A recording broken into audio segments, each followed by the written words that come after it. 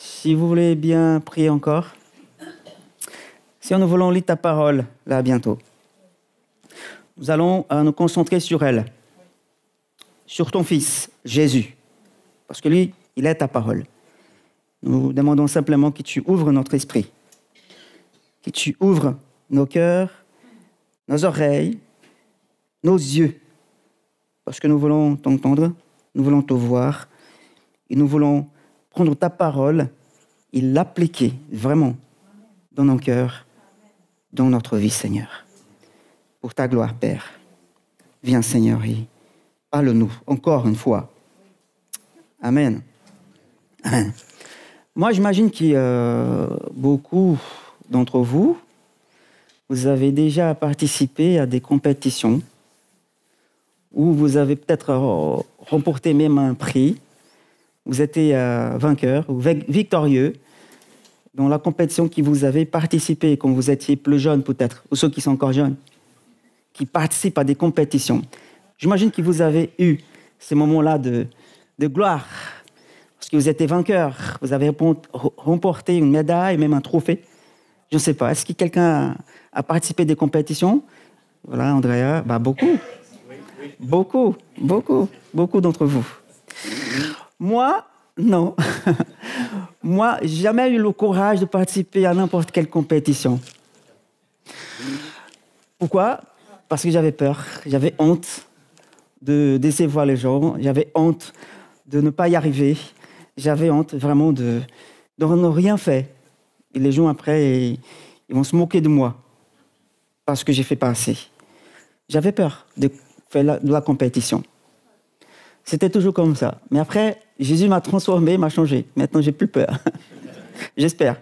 Mais bon, le fait d'être là devant vous, c'est déjà quelque chose que Dieu a changé. Je ne pouvais pas être là devant vous avant ma rencontre avec Jésus. Il nous donne de dons. Il nous rend capables de faire ce qu'on ne faisait pas avant. Mais à ce moment-là, je ne connaissais pas Jésus. Et du coup, je n'ai pas participé à des compétitions. C'est dommage. Voilà, ma femme, non, elle a toujours participé à même des natations, tout ça. Mais ce que je voulais savoir, c'est que ceux qui ont remporté un prix, par exemple, quel genre de sentiment vous avez vécu? Quel sentiment on a quand on est victorieux dans une compétition, par exemple? Les gens déjà nous applaudissent, ils nous félicitent, ils sont contents avec nous. Mais quel genre de sentiment on ressent quand nous sommes victorieux? La joie, on a réussi, c'est réconfortant, c'est glorieux, c'est indescriptible. Hein? On ressent quelque chose de magnifique. Un sentiment d'avoir accompli mon devoir. Voilà. Et dans la vie chrétienne, c'est pareil. Dans la vie chrétienne, c'est la même chose. Par exemple, le croyant, il est censé participer non pas à des compétitions, mais plutôt à un combat, dans un combat, où nous sommes censés aussi de toujours sortir vainqueurs de ce combat en tant que chrétiens. Et le sentiment qu'on va ressentir plus tard, c'est pareil. Le fait d'avoir accompli vraiment mon devoir. Et comme un enfant, comme tous les enfants, ils font en sorte que toujours ses parents soient au moins fiers d'eux. On veut la fierté de Dieu en tant que chrétien. Dans tout ce qu'on fait, on cherche que Dieu soit fier de moi. N'est-ce pas? Je pense. Moi, je vis comme si j'attends que Dieu soit toujours fier de moi.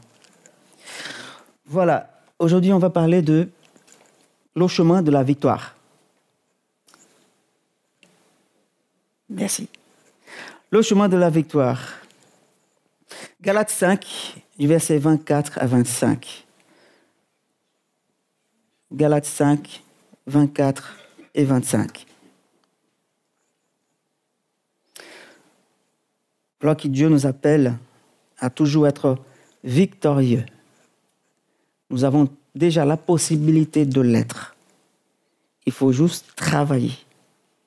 Il faut juste s'entraîner et rester ferme.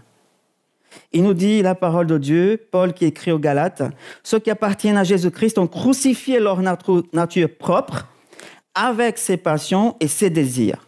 Si nous vivons par l'Esprit, laissons-nous aussi conduire par l'Esprit. » D'une part, notre nature humaine, pécheresse, d'autre part, l'Esprit Saint. Et dans presque toutes ses lettres, l'apôtre Paul, il fait souvent cette opposition entre la chair et l'esprit. Mais bien sûr, il ne veut pas séparer le monde spirituel de celui du matériel ou l'invisible du visible. C'est pas ça. Il ne veut pas séparer parce que toujours ils sont ensemble. Mais dans la pensée de Paul, ce contraste entre la chair et l'esprit concerne en fait notre identité. Il s'agit de savoir d'où proviennent nos motivations les plus profondes et quelle puissance nous conduire, dirige notre vie. D'où viennent nos motivations et qui conduit notre vie. Et vous, comme moi, ceux qui sont là, lorsque nous avons décidé de suivre Jésus, par exemple, nous sommes maintenant, d'après suivre Jésus, sur un chemin appelé sanctification. C'est comme si on est dans un entraînement. Et la sanctification est le processus qui nous rend semblables à Jésus. C'est le processus que Dieu utilise, fait en sorte que nous soyons de plus en plus comme son Fils. C'est la sanctification, ce processus-là. Et tous ceux qui sont devenus chrétiens, comme dit la parole, ils sont libres, libérés. Toutes les chaînes sont tombées. Maintenant, on peut courir librement. Maintenant, la parole nous dit, comme c'est même Jésus qui avait dit, « Si donc le Fils vous libère, vous serez réellement libres. » C'est Jésus qui nous libère. Il n'y a que lui qui peut le faire, mais sans l'œuvre du Saint-Esprit, qui est une œuvre constante dans notre vie, qui nous sanctifie, qui nous dirige, notre liberté qu'on a reçue en Jésus, elle risque en fait de dégénérer. On est déjà libre, mais on a besoin d'être conduit dans ce chemin appelé sanctification. Et nous ne pouvons pas faire ça tout seuls. Et ici, dans ce chapitre 5 de Galates, dans tout le chapitre, Paul, il va décrire une réalité qui c'est un combat. C'est un combat réel. Regardez par exemple dans votre Bible, le verset 16 et 17 du chapitre 5 de Galates. « Voici donc ce que je dis. Marchez par l'Esprit et vous n'accomplirez pas les désirs de votre nature propre. En effet, la nature humaine a des désirs contraires à ceux de l'Esprit. » Et vice-versa. Hein? Ils sont opposés entre eux, de sorte que vous ne pouvez pas faire ce que vous voudriez. Attends, mais on est libre, non? Oui, on est libre. Mais on est encore dans la chair. Et la chair, elle ne se convertit pas. Et c'est pour ça que Paul dit, il y a un combat à l'intérieur du chrétien. Parce qu'en lui maintenant, il y en a deux natures. Avant, on n'avait qu'une, la chair. Maintenant, ceux qui sont devenus chrétiens sont disciples de Jésus. Ils ont deux natures à l'intérieur. Et voilà le combat entre l'esprit et la chair. Alors, qu'est-ce que c'est la nature humaine? On sait bien, ça représente tout ce que nous sommes en vertu de notre naissance naturelle. Et l'esprit, de l'autre côté, ce que nous devenons en vertu de notre nouvelle naissance. Alors, la Bible dit que ces deux éléments-là, comme dit Paul, s'opposent entre eux. Ils se tirent des directions différentes, opposées. Mais là, ça arrive avec le chrétien. Pourquoi c'est important de signaler ça? Parce que certains disent que les chrétiens, ils ne connaissent aucun conflit intérieur. Pourquoi? Ils affirment que l'ancienne nature pécheresse est morte lorsque nous sommes devenus chrétiens, nés de nouveau. C'est faux parce que Paul nous dit exactement, il contredit cette position. Les chrétiens ne sont pas, comme disaient certains, en bois, insensibles aux choses de ce monde. C'était même Luther qui avait dit ça. Les chrétiens, c'est moi qui dis maintenant, n'ont pas non plus reçu un vaccin qui les immunise contre le péché. Ce serait bien quand même, hein? Mais ce n'est pas le cas. On n'est pas immunisé contre le péché. Ce que le chrétien reçoit au moment qu'il se donne à Jésus, c'est la puissance pour combattre ce que Dieu déteste et abomine, le péché. Nous avons la puissance pour combattre le péché. Alors, l'ancien moi, le vieil homme, demeure en nous en même temps que l'esprit. Et le combat entre eux, c'est vraiment féroce. Ils sont relâches, c'est tout le temps. Et c'est un combat qui nous appartient. C'est un combat qui nous appartient. Voilà. Et ici, encore dans le même chapitre 5, verset 19, on voit que Paul, il compare toutes les deux natures et il montre quelles sont les œuvres de la chair et quel est le fruit de l'esprit. Verset 19, Paul dit, tout le monde voit bien, c'est évident, ce qui produit la nature humaine, verset 19. Ce sont l'adultère, l'immoralité sexuelle, l'impurité, la débauche, l'idolâtrie, la magie, les haines, les querelles, les jalousies, les rivalités, les divisions, les sectes, l'envie, les meurtres, l'excès de table. La liste n'est pas exhaustive. C'est pour ça qu'il termine en disant « et les choses semblables ». 3 points. Voilà que ces œuvres de la chair appartiennent à tous les domaines de la vie. La sexualité, la religion, les relations et la nourriture. Ça englobe tout le domaine de la vie. Et à la fin, au verset 21, Paul, il ajoute un avertissement. Fais attention. Je vous préviens, il dit, comme je l'ai déjà fait quand j'étais chez vous, aux Galates. Ceux qui commettent de telles choses n'hériteront pas le royaume de Dieu. Et quand il utilise le verbe commettre ici, signifie une pratique habituelle. Ce n'était pas qu'un accident. Une chute accidentelle. Ça signifie que la personne qui vit comme ça, elle a pris l'habitude. Et la conséquence, c'est qu'ils ne vont pas hériter le royaume de Dieu. Alors, qu'est-ce que c'est le royaume de Dieu? Puisque le royaume de Dieu est un royaume de piété, de justice et de maîtrise de soi, comme nous dit la parole, ceux qui se laissent envelopper par les désirs de la nature pécheresse, ils seront exclus de ce royaume. Pourquoi? Parce que telles œuvres-là prouvent qu'ils ne sont pas unis au Christ. Ils sont détachés de Jésus, complètement. S'ils ne sont pas unis au Christ, ils ne vont pas hériter les promesses de Dieu non plus. Voilà les œuvres de la chair. Il y en a beaucoup d'autres, on sait bien. Mais tout ce qui déçoit Dieu, c'est la nature humaine qui produit. D'autre côté, Paul nous présente les vertus chrétiennes. D'abord, il dit, verset 22, l'amour, la joie, la paix. Ces vertus-là, ça concerne notre attitude envers Dieu. Car le premier amour que j'ai, un amour d'un chrétien, est son amour pour Dieu. Aimer Dieu en premier lieu. Sa joie principale est en Dieu, en lui. Et sa paix, la paix la plus profonde est sa paix avec Dieu. Ensuite, il y a la patience, l'amabilité, la bonté, les œuvres, le fruit de l'esprit. Ce sont les vertus sociales maintenant vers les autres. La patience, la patience. Être tolérant envers les autres. Même ceux qui vous provoquent,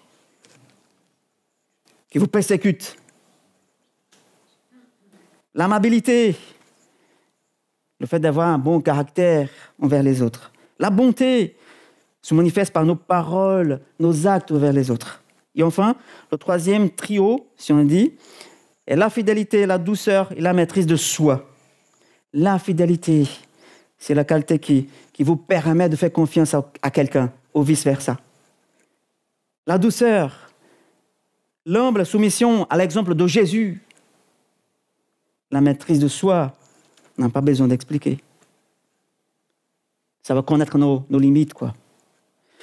Toutes ces vertus-là, ou qualités, sont le fruit de l'esprit, produits naturellement dans la vie d'un vrai disciple. On les développe au fur et à mesure de notre vie. Et là, on voit, mes amis, d'un côté, nous avons la nature humaine avec ses œuvres qui provoquent la guerre chez nous, chez le chrétien, à l'intérieur. Et de l'autre côté, on a l'esprit avec son fruit, qui est comme une arme pour combattre les œuvres de la chair. Et tous les deux, ils tirent dans des directions opposées. Voilà le combat mortel qui est chez nous, chez les chrétiens. Et le résultat de ce conflit, nous dit Paul, à la fin du verset 17, de sorte que vous ne pouvez pas faire ce que vous voudriez, parce qu'il y a un combat à l'intérieur. Alors, chers frères, chères sœurs, si vous êtes un chrétien régénéré, vous pouvez dire, comme Paul avait dit aux Romains, chapitre 7, « Je prends plaisir à la loi de Dieu dans mon être intérieur. » C'est-à-dire, j'aime la parole de Dieu, j'aspire à la mettre en pratique. Ma nouvelle nature aspire profondément à aimer Dieu et à mon prochain. C'est bien le langage d'un disciple de Jésus. Mais, comme Paul, il faut ajouter à cette déclaration qui est quand même magnifique, il dit, mais pas moi-même, même avec ces désirs nouveaux avec l'esprit, je ne peux pas faire ce que je veux, dit Paul. Et pourquoi Paul? À cause du péché qui habite en moi, à cause du vieil homme qui est encore là. Voici le combat chrétien intense. C'est un combat dans lequel, par lui-même, le chrétien ne peut être victorieux. On ne peut pas se battre tout seul. Nous sommes donc, comme Paul, toujours obligés à reconnaître, quand il dit dans verset 18, chapitre 7, « J'ai la volonté de faire le bien, mais je ne parviens pas à l'accomplir. » Quand on lit ça, moi, quand je lis ça, je dis, mais merci Paul pour ces mauvaises nouvelles. C'est quand même pas chouette. Mais, chers amis, il y a toujours une bonne nouvelle dans le Seigneur, avec lui. Il nous dit que si nous laissons l'Esprit Saint diriger nos vies, alors nous ne céderons pas aux passions de la chair. Plus encore, nous produirons le fruit de l'Esprit. On va avoir la puissance de combattre la chair, mais aussi on va produire des bons fruits. Pour me bénir aussi, mais aussi pour bénir les autres. Ma relation avec Dieu et avec les autres. N'est-ce pas là le but de tout vrai chrétien, de produire des bons fruits? N'est-ce pas votre objectif de produire des bons fruits et pas de mauvais? Ok, Joël, on a bien compris, il y a la chair et l'esprit. Les œuvres de la chair et le fruit de l'esprit. Tout est à notre disposition. Dans quel placard j'y vais? Dans quel rayon je vais? Pour chercher. Alors Paul nous dit, dans le passage qu'on a lu, 24-25, que devons-nous faire afin de contrôler les désirs de la nature pécheresse et de produire le fruit de l'esprit? Selon notre ami Paul, il nous dit, nous devons crucifier notre nature propre et puis laisser l'esprit diriger votre vie. Crucifier la chair et laisser l'esprit être au contrôle de ta vie. Cette équation, c'est égal à sanctification et soumission. On crucifie la chair, on se sanctifie. On se laisse conduire, on se soumet au Saint-Esprit. ce qui appartient à Jésus, nous dit Paul. Ils ont crucifié leur nature propre avec ses passions et désirs. Ici, ce n'est pas quelque chose que nous subissons, mais quelque chose que nous accomplissons. On est en marche. On fait des choses. On se lève, comme disait Tony. On lève le bras. On marche, on touche, on regarde, on entend. C'est nous qui agissons. Nous avons crucifié notre nature pécheresse, nous dit Paul. Et Paul, ici, il emprunte l'image de la crucifixion, à laquelle Jésus a déclaré « Si quelqu'un veut venir après moi, qu'il renonce à lui-même, qu'il se charge de sa croix et qu'il me suive. » Marc 8. Et tout disciple de Jésus doit se conduire comme un criminel condamné qui porte sa croix jusqu'au lieu d'exécution, tout comme Jésus, alors qu'il n'était pas criminel. Mais c'est cette image que Paul emprunte. On porte notre croix et on marche au lieu d'exécution. Et qui va être tué? La chair, la nature pécheresse qui va être crucifiée. Nous avons déjà crucifié. Voilà que tout disciple doit faire en sorte que nous ayons vers le mont où se trouve la croix. La logique de Paul est, nous devons non seulement porter notre croix et marcher avec, mais aussi à veiller à ce que l'exécution ait bien lieu. Vous avez compris? Veiller à ce que la chair soit vraiment crucifiée et qu'elle reste là sur la croix. Nous devons prendre notre nature pécheresse, notre moi obstiné, les péchés, et en quelque sorte la clouer à la croix. C'est ainsi que Paul nous décrit ici la repentance, se repentir, le fait de se détourner de notre ancienne vie. On la rejetons totalement. Et si vous voulez voir dans le monde gréco-romain, la crucifixion n'était pas une forme très agréable de mourir. C'était l'horreur de l'époque. Elle était réservée aux pires criminels. Et c'est intéressant que Paul prend la même image, et ça nous donne une signification importante. Parce que c'est le péché qui va être cloué à la croix, alors qu'il s'était réservé aux pires criminels. Alors cela signifie que le péché est quelque chose de si dépravé, horrible, qui mérite aucun autre sort sinon la mort par crucifixion, aux pires criminels. Alors quand est-ce que cette crucifixion a eu lieu dans ma vie? Le moment exact que vous êtes venu à Jésus, que vous avez donné votre vie à Jésus. À ce moment-là, vous avez crucifié votre nature propre sur la croix. Elle est là maintenant. Encore, elle est sur la croix. Elle n'est pas encore morte. Elle est sur la croix. C'est à ce moment-là que nous avons crucifié notre chair, notre ancienne moi. Alors, une fois que nous avons crucifié notre nature pécheresse, nous devons la laisser sur la croix jusqu'à sa mort. Et quand est-ce que ça va arriver? À la fin des temps. Mauvaise nouvelle. Mais elle va être anéantie à un moment donné. Après, ce sera la joie complète. C'est là, mes amis, le combat. Je dois, jour et nuit, surveiller le vieux moi qui est sur la croix pour l'empêcher même de descendre de la croix. Si c'est possible, je dois faire des efforts pour le maintenir là, sur la croix.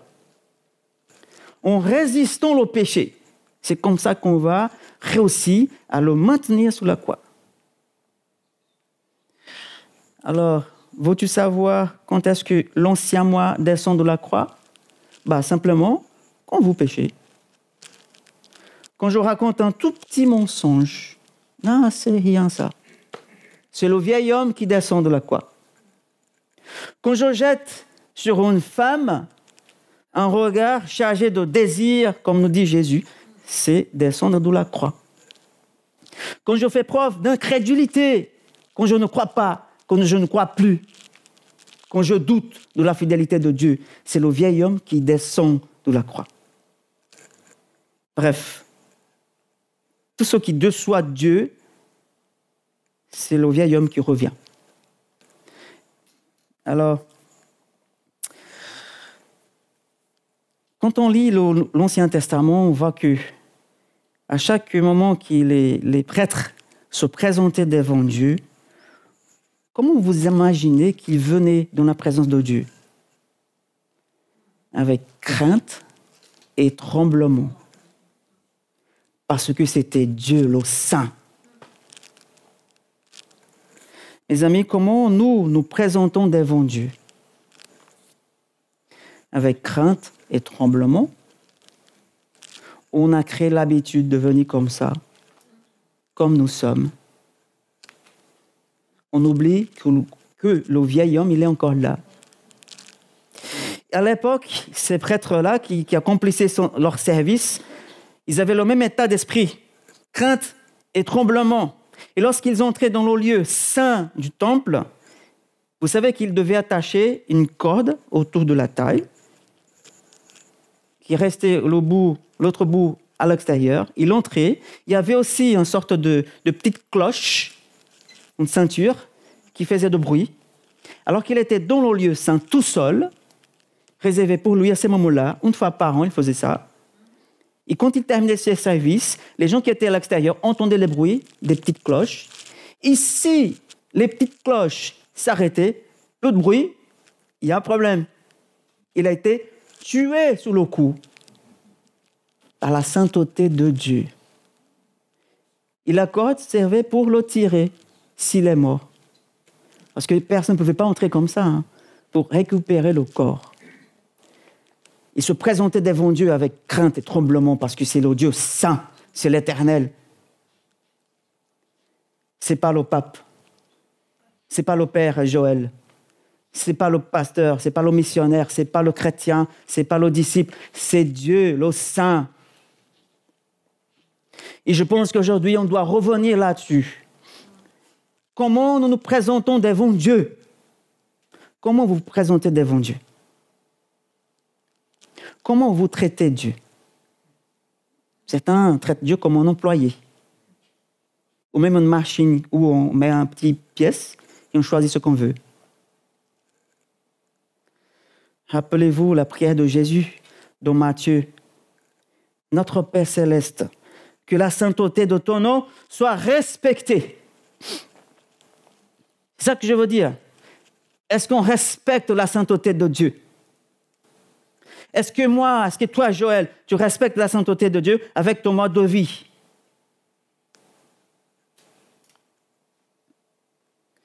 Que ton nom soit respecté, que la sainteté de ton nom soit respectée. Moi, je me demande souvent, Seigneur, est-ce que ma façon de vivre respecte ta sainteté? Demandons-lui. Demandez-le. Quand une pensée impure, malveillante ou empreinte de jalousie envahit mon esprit, quand l'incrédulité marcelle sans cesse, je dois, avec l'autorité du Saint-Esprit qui est en moi, je dois chasser toutes ces pensées-là. Comme disait Jacques dans le chapitre 4, « Soumettez-vous donc à Dieu, mais résistez au diable. Il fuira loin de vous. » Chaque fois, mes amis, que je résiste au péché, que nous résistons au péché, c'est comme si on polissait notre armure de sainteté. Et elle va être de plus en plus éclatante. À chaque fois que je résiste au péché, on polit notre armure. Elle est plus belle, plus brillante. Et ça rend Dieu fier de toi, de nous. La deuxième chose que Paul nous dit, il faut laisser le Saint-Esprit diriger notre vie. Crucifier la chair, on avait déjà fait, mais il faut surveiller. pour qu'il ne descende plus de la croix. Mais après, il faut qu'on laisse vraiment l'Esprit Saint diriger notre vie. Et le verbe que Paul utilise ici, diriger, il s'appliquait à l'époque à un fermier qui dirige un bétail, un berger qui conduit son troupeau, à des soldats même qui escortent leurs prisonniers et au vent qui pousse le bateau. Il conduit, il nous amène. Et comme notre conducteur, le Saint-Esprit, c'est lui qui prend l'initiative. On ne sait pas d'où il vient, on ne sait pas où il va souffler, mais il vient. Et ce qu'il fait de notre nature, c'est d'opposer ses désirs aux nôtres. Il crée en nous des désirs spirituels et sains. Ainsi, il va exercer sur nous une douce pression, une douce possession, et nous devons, à notre tour, laisser qu'il vienne pour diriger et conduire notre vie, pour tout contrôler. Ensemble, mes amis, l'Esprit nous conduit et nous marchons sous sa conduite. Il nous conduit et nous marchons sous sa conduite.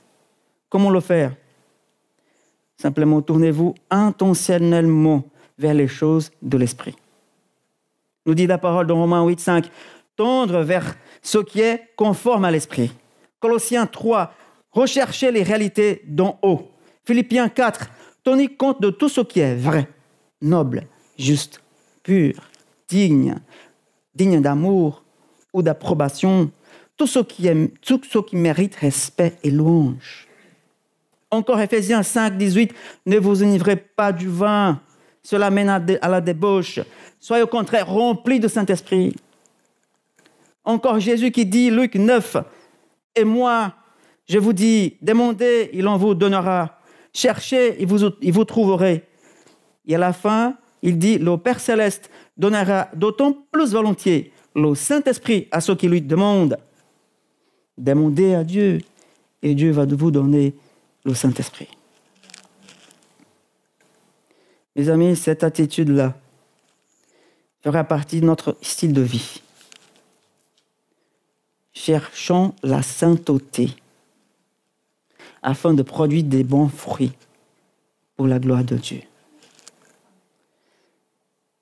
Ce sera notre style de vie dans nos loisirs, nos amitiés et surtout dans la prière, dans la méditation de la parole, dans la communion fraternelle, dans le respect du Seigneur, de sa sainteté, le jour du Seigneur, dans nos services au Seigneur.